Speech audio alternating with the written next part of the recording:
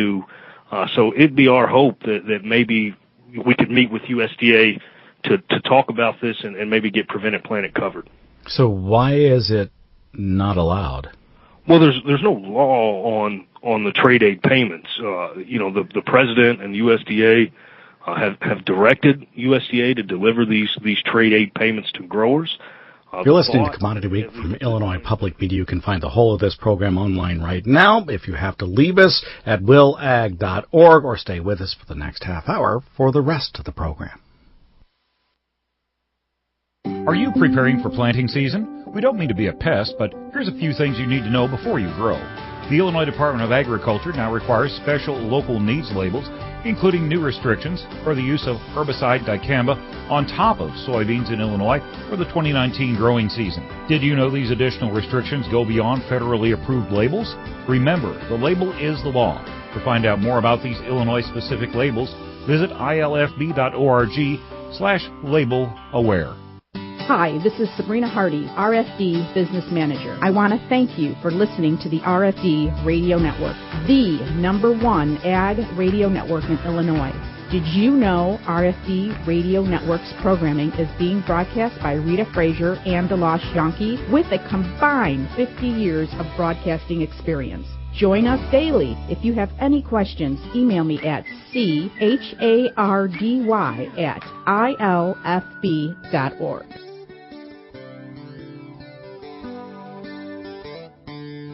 You're listening to RFD Town and Country Partners, connecting you with the food you eat, the Illinois farmers who grow it, and the food-related events, destinations, and lifestyles that make our state great.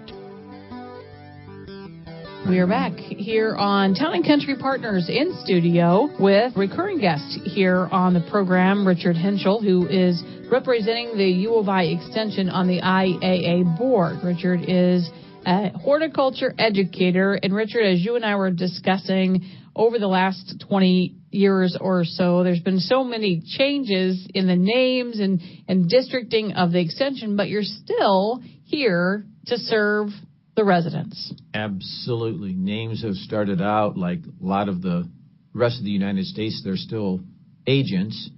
We became advisors with an ER, and now we are an educator with an OR. But you've always been in your area of expertise, horticulture. Right, exactly. So we talk about the late season for row crop producers, but for gardeners, it's also been a challenging spring. For the commercial vegetable growers, they're in the same woes as every row crop, small grain farmer. They have some of them have some high tunnels up, and in those crops have done well. I know there's a good amount of that happening crop-wise, vegetable crop-wise in southern Illinois. There's even some, if you will, field stuff planted, row stuff planted. But it's just starting to come in, get kind of mature. The high tunnel material has been harvested. It's being, that's what a high tunnel does. It gets you started well before you could plant outside. So you have a season extension on the front end of the season rather than the tail end of the season.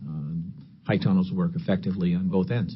And obviously we have different growing seasons, different zones in the state, but really it's not too late, even if we're pushed back here into the first week of June.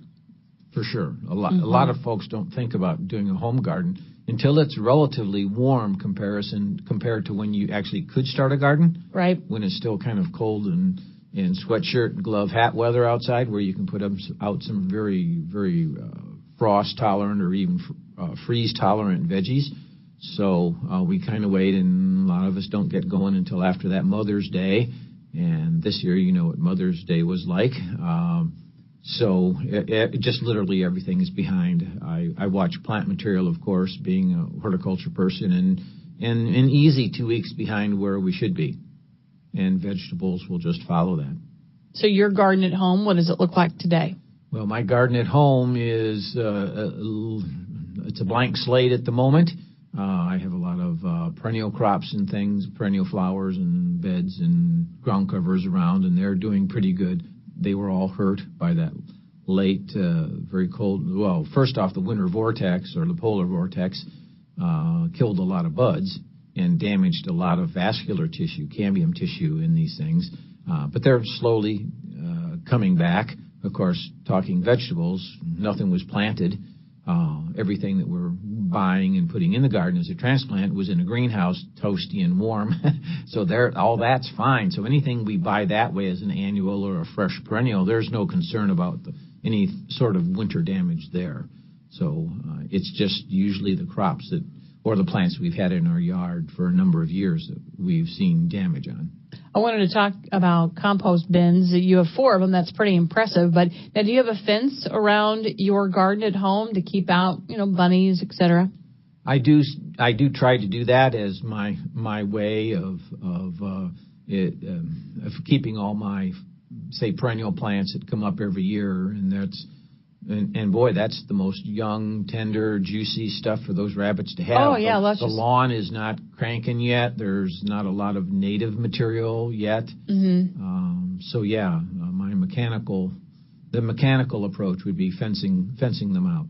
I love gardening talk with folks, and if you get into it and they watch, keeping their garden protected from wildlife, which we love, right? Who doesn't like a bunny? Right. But bunnies and squirrels can cause a lot of heartache. Yes. The year you fence your perennial bed, you realize that things really do come up early and look great early. Rascals. The rabbits just keep them nubbed down to the ground for an extra couple weeks, and then you see them come up. Well, they're perennial. They're going to be fine. But the point would be, man, could you be a couple weeks ahead of? You might be the first in the neighborhood to have something in flower because the rabbits didn't chew the plant down for 2 to 3 weeks. Right. But you don't want to walk around with a shirt with an X through a bunny or anything like that. No, don't do that. Don't do that. I'm joking. Now, okay, so let's go back to the composting bins. What have you learned about that process over the years? I have to say, I remind everybody that has issues with a compost bin, when you water your flower beds, you water your vegetable garden, you should water the compost bin. Oh.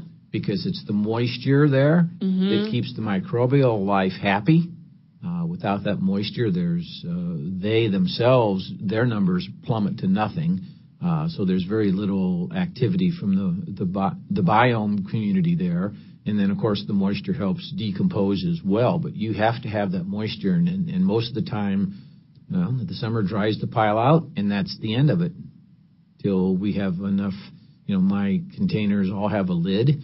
And in the summertime when it's hot and dry, I make sure the lid's on there to retain what moisture is there. But the other times of the year, the lid stays off so that when we do have rain, it makes it inside the compost bin so that things keep active. But in the heat of the summer, when you're watering your gardens, water the compost piles. What kind of structures do you have? Personally, mine are of a round black plastic version, but they come rectangular, they come square. Those are kind of the store-bought ones. It just fit in the space I have. Store-boughts work better than trying to build something. I didn't have the room to really build a nice 4x4 structure. If you're going to build a structure, it takes a critical mass to make the compost pile work. So a 4x4 by 4 foot high is about the smallest you really want to go. And I just didn't really have the room for that. So my cans are a little smaller, but I have 4 of them instead, I guess. And everything goes in. Tell us about what's the winning combo in there? Spent flower parts, pulled up weeds or hoed off weeds, as long as they don't have any seed head on them. So because of the way we compost, we don't really get the compost piles hot enough to really pasteurize or temperature kill the weed seed. So we have to be careful there. Kitchen scraps, fresh kitchen scraps go in. As I say, you're going to eventually take the tops off of your daffodils and things. When they die down, it goes in. So browns, greens, and they never come in the right proportions, usually. But you make sure you turn the pile and mix that up. It's not a secret, but the more you bust that stuff apart before it goes into the compost pile, you've opened up a lot of wounds in the tissues. And there's just more cut areas for the microbial life to dig in and start breaking it down. The idea plots, tell us about that with the Master Gardeners. So the idea gardens that the Master Gardeners have in King County are just as it might sound, we put in mini gardens over in a large area as an idea of what you might do in your own yard.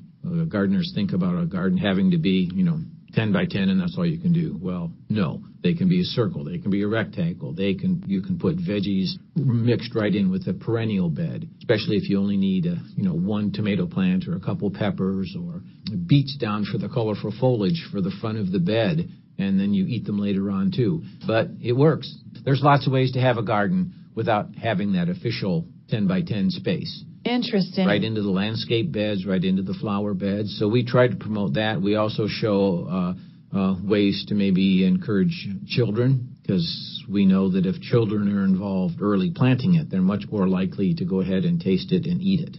But if you just present that rutabaga to them at the dining room table, it's a no-go. Right. And rutabaga, I'm exaggerating because it's out there, but it's kind of a alien-looking vegetable. So you all always give us, resources. We all hope that we have an extension expert near us, but how do they find details?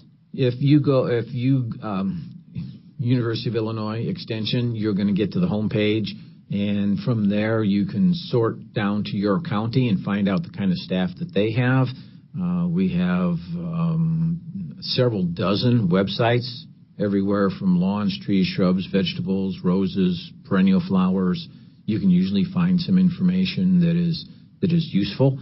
There is externally, residents can get onto something called Hort Corner and ask a question, and any number of horticulture educators from around the state can answer that, as well as internally. We have a network set up so that if the question comes in over the phone or an email to a county that doesn't have, say, a horticulture educator, the support staff can ask the question and it gets answered, and that answer transferred back to the client. Awesome. Richard Henschel, University of Illinois educator, horticulture educator, Aurora's very own. So that means you tell me that you call several counties home. Right. Kane, DuPage, Kendall are the official ones, yet you'll find me lots of places in other counties throughout the year. Well, good. Great conversation. We'll talk to you next month, and we hope everything is up and growing well in your part of the state. We'll be back with more Town and Country Partners.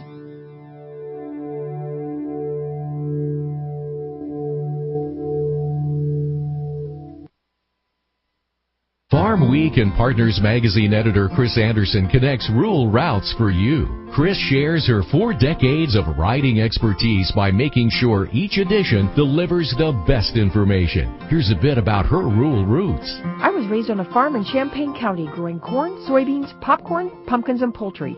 My top priority is to inform, educate, and even entertain Farm Bureau members. Be it routes or roots, RFD Radio, FarmWeekNow.com, and Farm Week keep you connected. All Ag. All Illinois. All Now. There are a lot of smartphone apps out there, but do they have what's important to us here in Illinois? The Farm Week Now app does, and it's always at your fingertips. All Ag, all Illinois, and 24/7 where and when you need it for free. Go to your app or Play Store on your smartphone, hit search, type in Farm Week Now, that's one word, and download it today. Brought to you by Illinois Farm Bureau, where we're all about farm, family, and food. With another farm, family, and food-related Illinois destination you, your family, and friends might enjoy, I'm Mike Orso with RFD Town and Country Partners. The unincorporated Illinois community of Moonshine only claims 2 residents. All we are is an old general store sitting out here in the middle of nowhere. But Moonshine store co-owner Lisa Tuttle says by late morning, and especially around noon, the population of the Clark County community in east central Illinois can multiply by many. You can come in early and get a burger if you want. You can always be early, but you don't want to be too late, because at 12:30 that grill gets shut off. The Moonshine store opens at 6 a.m. and serves items such as grilled chicken, pork tenderloin, and barbecue sandwiches. No bootleg hooch here. It's the Moon Burger and various versions of it that pack them in. We do thick bologna, and I mean it's thick. So, we do bacon cheeseburgers, double cheeseburgers, double bacon, triple bacon cheeseburgers. We sell a lot of triples. And we've even had requests for quadruple burgers, at times. So, I mean, that's 2 pounds of meat. That's a lot of meat. Tuttle's mother-in-law, Helen, bought the store more than 35 years ago. Out in the middle of nowhere. That's what people tell us. Lisa and Jackie Tuttle now run the store, grill, and in recent years added a catering business. The store has been here since 1912, and it has always been opened. It started out being a post office and a general store here where they'd have their horse and wagons and all that. We have an elevator in the store here where they would unload their goods and take upstairs or into the basement, either one. And it's always been here as a store, a general store. And then in the 50s, Eden Meisner had it, and she started cooking sandwiches for the oil field workers and the local farmers around here. Order a Moon Burger, and you can expect a half-pound of fresh Illinois-raised beef. Tuttle shares what really makes them special. They're all made with love. They're good. That's what my mother-in-law used to say. The burgers are made with love. The Moonshine Store has become a popular side destination for those that visit Casey. That's the small town with big things such as the world's largest rocking chair, mailbox, golf tee, and more. Moonshine is about 10 miles south of Casey, which isn't too far off of Interstate 70 in east central Illinois. It's open every day except Sunday, and don't forget, the grill shuts down at 12:30 and the store closes at 1. For RFD Town and Country Partners, I'm Mike Orso.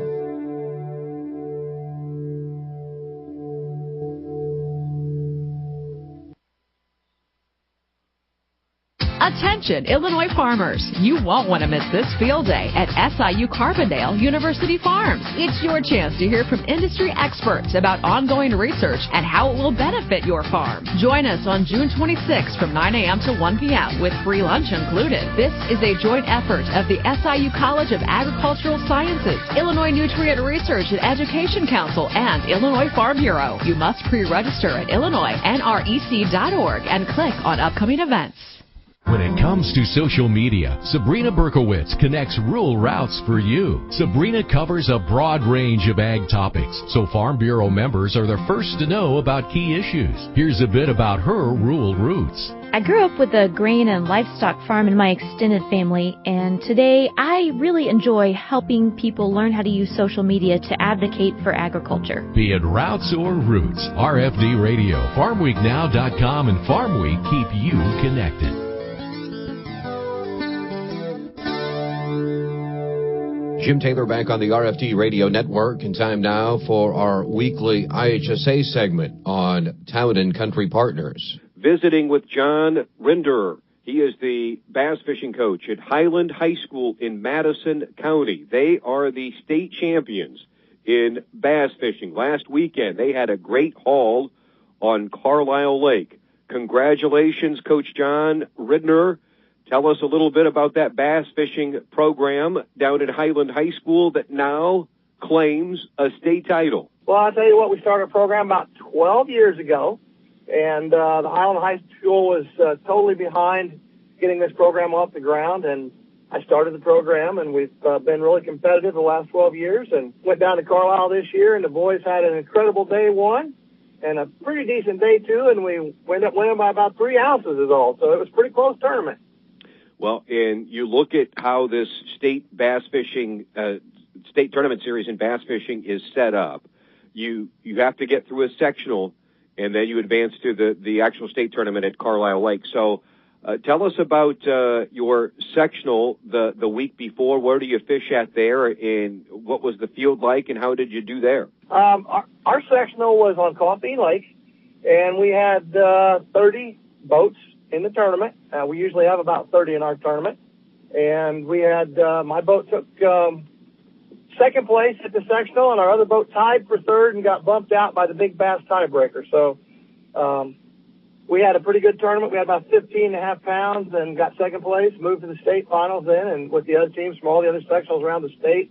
Top 3 teams from each sectional all go to Carlisle, and then you end up with about 66 boats in the state final and maybe 12 or 14 unified boats also. So there's about 70, 75, something like that, boats all together at the tournament.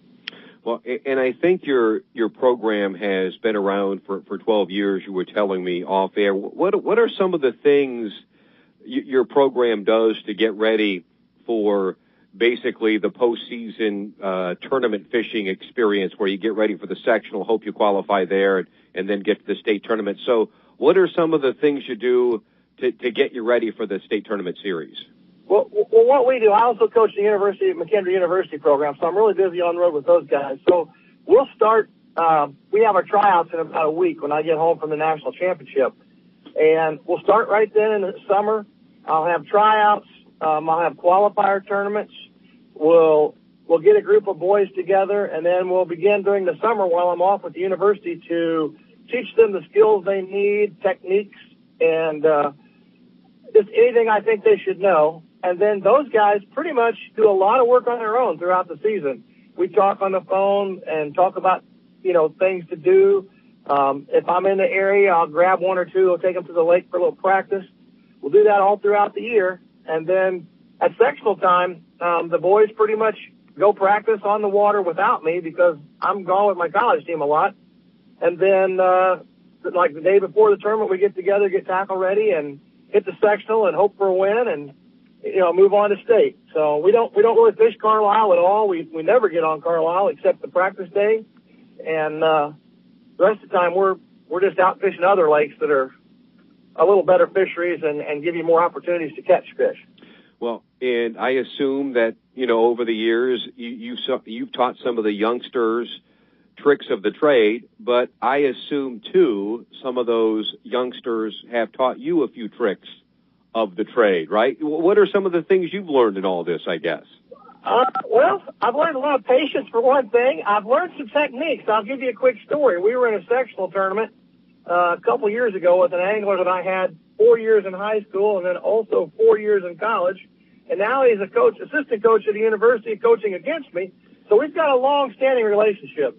Great young man. And we were at the sectionals, and, I was busy with other programs, and he's been practicing. And he said, Coach, there's an area here that the fish start biting at 1 o'clock. I mean, it's a 1 o'clock bite, and you've got a vertical drop on them, and otherwise you won't catch them. So we roll in there about 11, and we don't get a bite. We roll in there about 12, and we don't get a bite. We roll in there at 1:05. And he says, now you got to drop on these fish vertically or you won't catch them. And I thought he was full of bull, I said, hey, look, we can catch these fish the other way. So I had the guy in the back of the boat throw a different bait, just a little bit different bait, and throw it more to 45-degree angle. And the other young man was up front, and he rolls up there, and they both cast at the same time, and he pulls out a 4-pounder, and the guy in the back doesn't get a bite. And I'm thinking, well, that's one fish. Then he throws in there again, lets that bait vertically drop on this little school of fish, and the other guy's got a little angle going, and just a little slightly different bait. I mean, ever so slightly. He pulls out another 4-pounder, and the guy in the back boat doesn't catch anything. I said, hey, cut that bait off, tie this bait on. Let's move the boat around and get you vertical on these fish a little better. And first cast, 3.5-pounder. We called out every fish we had. We had a limit. And in 15 minutes, doing what he said to do, we called them all out and had close to 20 pounds. That's great. You just never know. Little details make a big difference in bass fishing. So I guess the emotions of the kids in the program here, and I know there was a little tongue-in-cheek when you guys just say, created a state tournament series in bass fishing, but it's a big deal now. I think over 300 member schools have bass fishing teams. So the emotions of you, the kids, and this thing being a big deal now. It's a huge deal. Illinois is the first state in the union to really sanction bass fishing at the high school level through the IHSA program. And we have, without a doubt, one of the best in the country. We've got great fishermen. We've got Carlisle runs an incredible tournament, the IHSA.